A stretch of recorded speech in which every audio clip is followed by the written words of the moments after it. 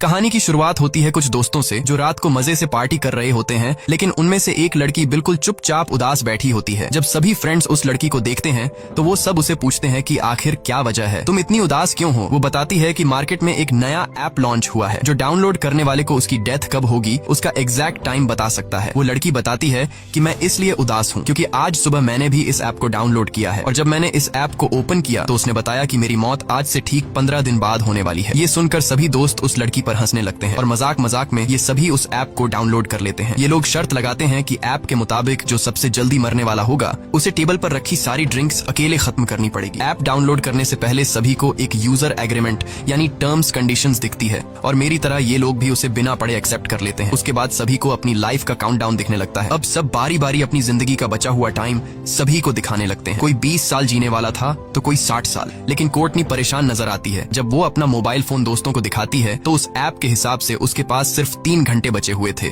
जैसे ही काउंटडाउन 0 हुआ वो मारी जाएगी। ये देखकर कोर्टनी डर जाती है, लेकिन उसके दोस्त कोर्टनी को समझाते हैं कि डरो मत, ये ऐप सिर्फ एक मजाक है। अब गेम के हिसाब से जिसके मोबाइल में उसकी जिंदगी का सबसे कम टाइम बचा होगा वह टेबल पर रखी सारी ड्रिंक्स पिएगा। इसलिए कोर्टनी गेम हार जाती है क्योंकि उसके मोबाइल में उसके पास सिर्फ 3 घंटे बचे थे। अब सभी दोस्त कोर्टनी से कहते हैं कि रूल्स के मुताबिक तुम्हें सारी ड्रिंक्स पीनी होगी। तभी कोर्टनी का बॉयफ्रेंड एवन आ जाता है और कोर्टनी की जगह वह खुद सारी दारू पी लेता है। पार्टी खत्म होने के बाद जब कोर्टनी अपने बॉयफ्रेंड एवन के साथ गाड़ी में बैठी तो एवन ज्यादा ड्रिंक करने की वजह से उसे चढ़ गई थी। इसलिए कोर्टनी एवन को ड्राइव करने से मना करती है, लेकिन एवन उसकी नहीं सुनता। कोर्टनी ऑलरेडी ऐप की वजह से डरी हुई थी, इसलिए वह कार से उतरकर पैदल ही घर जाने लगती है। एवन कोर्टनी को गाड़ी में बैठने के लिए कई बार कहता है, लेकिन जब वह नहीं बैठती तो एवन गुस्सा होकर उसे अकेला छोड़कर वहाँ से निकल जाता है। तभी कोर्टनी के मोबाइल पर उस ऐप का नोटिफिकेशन आता है कि उसने यूजर एग्रीमेंट तोड़ दिया है। कोर्टनी को इसका मतलब समझ नहीं आता, लेकिन ये देखकर कोर्टनी और ज्यादा डर जाती है। तभी हम देखते हैं कि काला कोट पहना हुआ कोई आदमी उसका पीछा करने लगा। तब कोर्टनी को मोबाइल पर एक अलर्ट आता है कि उसके पास सिर्फ 7 मिनट बचे हुए हैं। कोर्टनी घबराते हुए जल्दी अपने घर पहुंच जाती है। घर में एंटर होते ही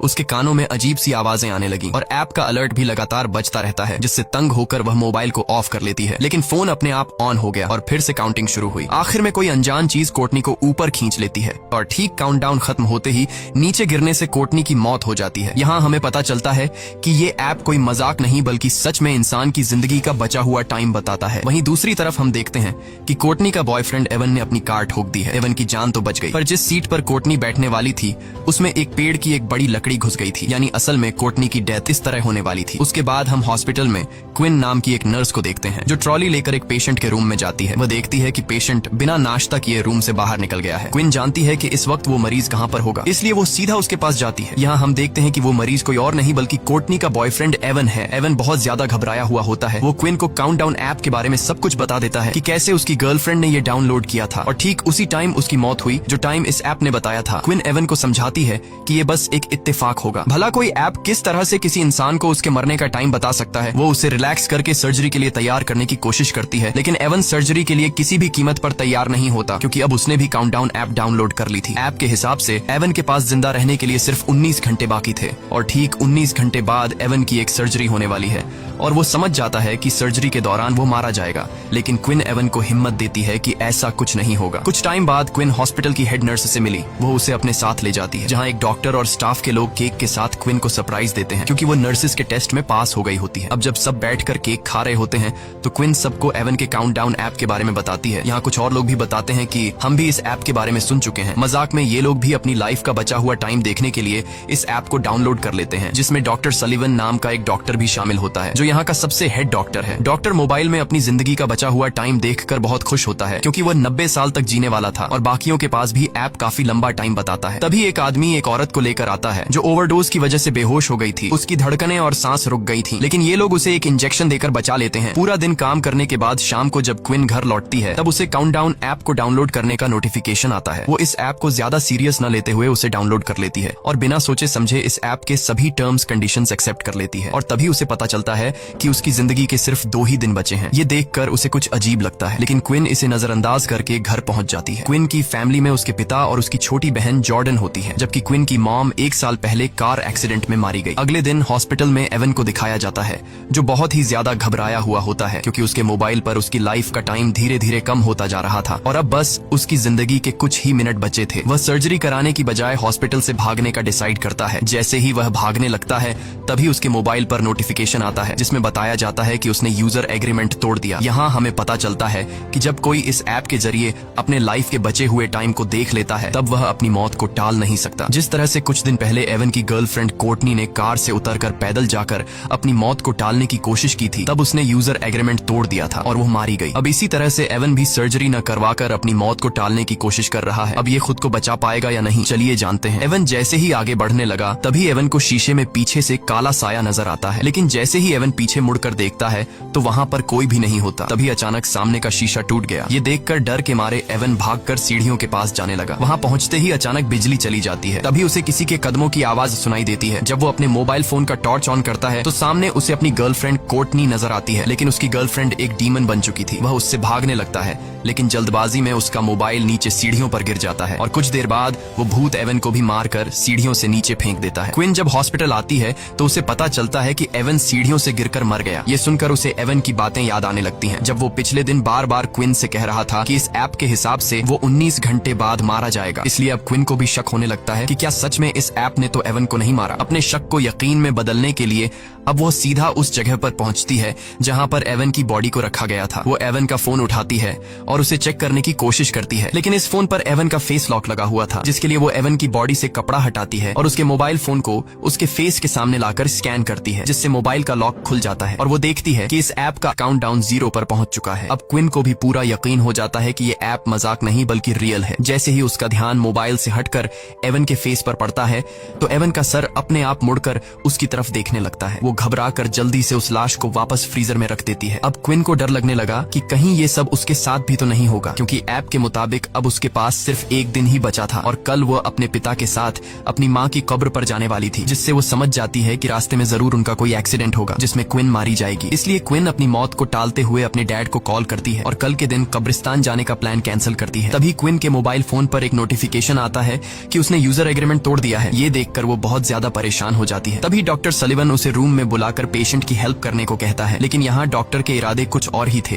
वो क्विन के साथ जबरदस्ती करने की कोशिश करता है। क्विन जैसे तैसे उससे अपनी जान छुड़ाकर बाहर आते ही हेड नर्स से उसकी कंप्लेंट करने जाती है, लेकिन क्विन के बताने से पहले डॉक्टर हेड नर्स को किसी दूसरे काम में लगा देता है। घर आने के बाद रात को क्विन इंटरनेट पर इस ऐप के बारे में सर्च करती है और उसे कोर्टनी के बारे में इन्फॉर्मेशन मिलता है। उसे एक लड़की का वीडियो भी मिलता है जो बताती है कि ऐप को डाउनलोड करने के बाद से उसे अपने भाई का भूत दिखने लगा है, जो कि कई सालों पहले मर गया था। कुछ देर बाद वो लड़की कहती है कि उसका वक्त खत्म हो गया है और तभी उस लड़की को भी कुछ हो जाता है। लेकिन क्विन जब वीडियो के कमेंट चेक करती है तो कमेंट में सब लोग फेक वीडियो बोलते हैं, जिससे क्विन को थोड़ी बहुत शांति मिलती है। और जैसे ही क्विन लैपटॉप बंद करती है तभी अचानक क्विन को भी एवन का भूत दिखाई देता है, जिससे वो बहुत डर जाती है। पर जैसे ही उसने लाइट जलाई तब एवन गायब हो गया था। तभी उसे दोबारा नोटिफिकेशन आया कि उसने यूजर एग्रीमेंट तोड़ा है। वो अपने मोबाइल को जमीन पर मारकर तोड़ देती है और कमरे से बाहर निकलकर डर के मारे कार में पूरी रात गुजारती है। अगले सुबह क्विन की बहन जॉर्डन आकर उसे जगाती है। ये दोनों वापस अपने रूम में आते हैं और वहाँ क्विन की छोटी बहन जॉर्डन क्विन का टूटा हुआ मोबाइल देख लेती है, जिसमें अभी भी काउंटडाउन चल रहा था। वो क्विन से कहती है कि तुमने भी इस ऐप को डाउनलोड किया है। ये सुनकर क्विन परेशान हो जाती है, क्योंकि उसकी छोटी बहन जॉर्डन को भी इस ऐप के बारे में पता था और वो भी इस ऐप की यूजर थी। अब क्विन के मोबाइल का स्क्रीन पूरी तरह से टूट चुका था, इसलिए वो एक नया फोन खरीदने के लिए मोबाइल शॉप पर जाती है। वो सोचती है कि नए मोबाइल में वो किलर ऐप भी नहीं होगा, लेकिन क्विन के मोबाइल खरीदते ही वो ऐप अपने आप उसमें डाउनलोड हो जाता है। इस पर क्विन गुस्से में चिल्लाकर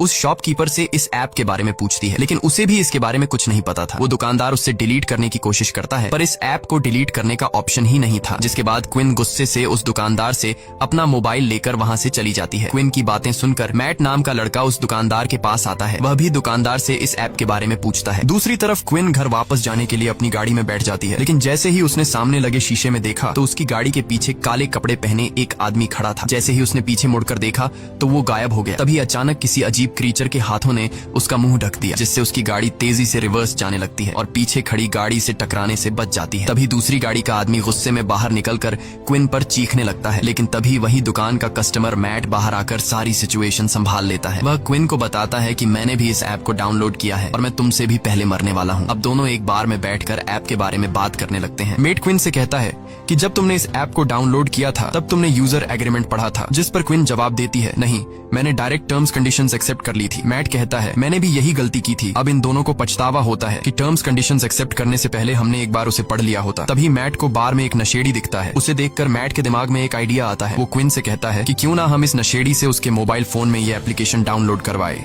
जिसके जरिए हम टर्म्स कंडीशंस देख पाएंगे। जिसके बाद ये दोनों उस नशेड़ी के पास जाते हैं, जो कि वो नशेड़ी इधर उधर की बातें कर रहा था। तो ये दोनों उसे भी ऐप को डाउनलोड करने के लिए उकसाते हैं, जिसके बाद वो नशेड़ी मान जाता है जब वो काउंटडाउन ऐप को डाउनलोड कर लेता है।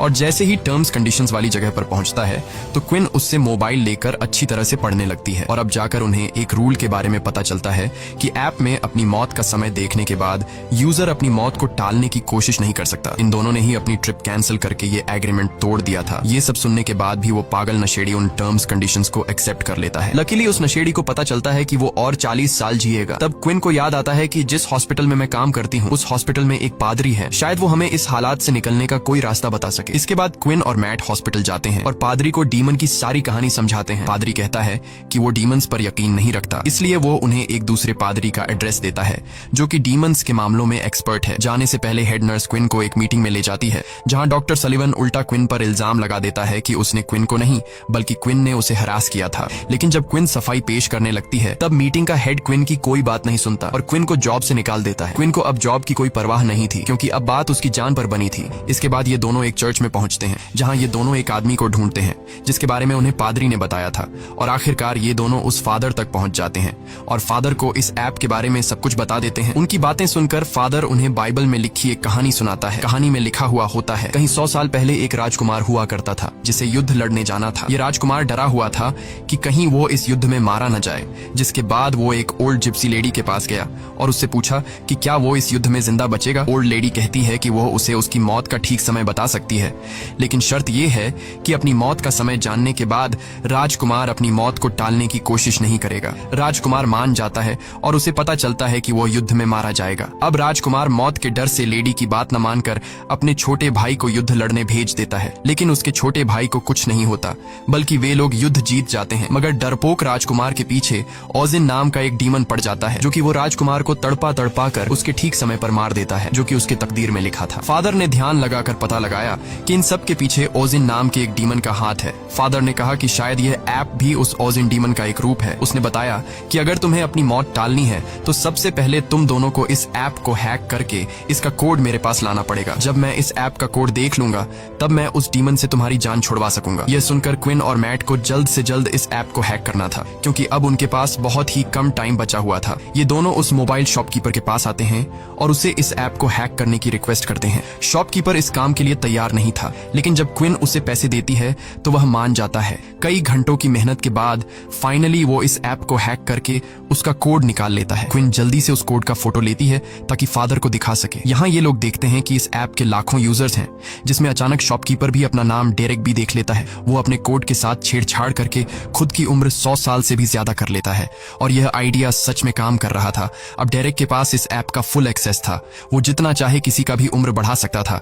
शॉपकीपर क्विन और मैट की रिक्वेस्ट पर इन दोनों का भी उम्र बढ़ा देता है। तभी क्विन को डेटाबेस में अपनी सिस्टर जॉर्डन का नाम दिखता है और उसकी मौत तो क्विन से भी 3 मिनट पहले होने वाली थी, यानी कि उस एक्सीडेंट में क्विन और जॉर्डन दोनों ही मरने वाली थी। खैर, क्विन जॉर्डन की भी उम्र बढ़ा लेती है। अब क्विन और मैट बहुत खुश हो जाते हैं, क्योंकि अब उन्हें मौत का डर नहीं था। लेकिन ये खुशी कुछ ही देर की मेहमान थी। इसके बाद क्विन और मैट एक साथ क्विन के घर पहुंचे और सेफ्टी के लिए एक ही रूम में रात गुजारने का फैसला किया, क्योंकि अब भी उनके दिलों में डीमन का डर मौजूद था। रात के वक्त जब वो सोने वाले थे तब क्विन मैट से पूछती है कि उसने ये ऐप क्यों डाउनलोड की थी। मैट बताता है कि कुछ साल पहले उसका एक छोटा भाई था जो एक बहुत ही डिसेंट लड़का था। वो हमेशा बीमार रहता था और बीमारी के चलते एक दिन उसकी मौत हो गई और तब से मैट को मौत से डर लगने लगा। जब उसे इस ऐप के बारे में पता चला तो वो जानना चाहता था कि वो खुद कब तक जिंदा रहने वाला है, इसलिए मैंने यह डाउनलोड की। इसके बाद क्विन मैट को अपनी स्टोरी सुनाती है कि एक रात वो अपनी मॉम को बिना बताए एक पार्टी में चली गई थी। जब उसकी माँ उसे ढूंढने के लिए घर से बाहर निकली तो रास्ते में उसका कार एक्सीडेंट हुआ, जिससे उसकी मौत हो गई। एक दूसरे को खुद की स्टोरी सुनाने के बाद ये दोनों सो जाते हैं। तब आधी रात में डीमन फिर से क्विन को डराने आ जाता है। क्विन के कानों में एक अजीब आवाज गूंजती है, जिससे उसकी आंख खुल जाती है। उसने देखा कि मैट का हाथ उसके पेट पर है। वो मैट का हाथ हिलाकर उसे जगाने की कोशिश करती है, लेकिन तभी असली मैट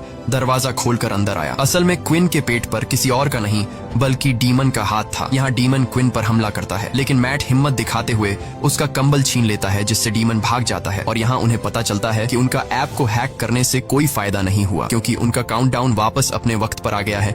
अब क्विन को अपनी छोटी बहन जॉर्डन की फिक्र होने लगी। उधर जॉर्डन को भी डीमन डराना शुरू कर देता है, लेकिन इससे पहले कि जॉर्डन को कुछ हो जाता तभी क्विन उसे लेने पहुंच जाती है। जॉर्डन बहुत ज्यादा डरी हुई थी। अब तीनों एक साथ मिलकर फादर जॉन के पास जाते हैं। क्विन उसे बताती है कि ऐप को हैक करने का प्लान नाकाम हुआ, अब भी डीमन हमारा पीछा कर रहा है। इसके बाद उन्होंने ऐप को हैक करने वाला कोड फादर को बताया। फादर कोड को अच्छी तरह से पढ़ने के बाद समझ जाता